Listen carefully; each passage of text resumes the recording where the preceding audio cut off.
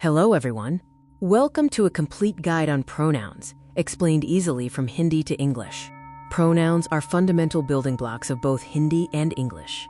Understanding them is key to fluent communication. So what exactly is a pronoun? In simple terms, a pronoun is a word used instead of a noun or noun phrase. The main purpose of pronouns is to avoid repetition. They make sentences smoother and less clunky. Pronouns fall into several categories, each serving a specific function in a sentence. Let's explore the main types. Sarvanam ke prakar. First, we have personal pronouns, or vyaktivachak sarvanam. Examples include I, which is main, and he or she, which translates to wah.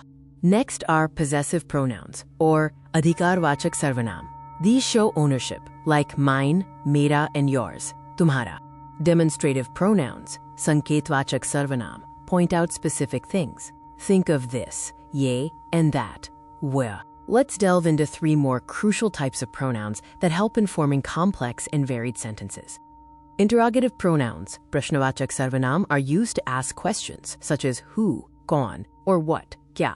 Relative pronouns, sambandhavachak sarvanam, connect different clauses. Examples include which, jo, and whom, jise.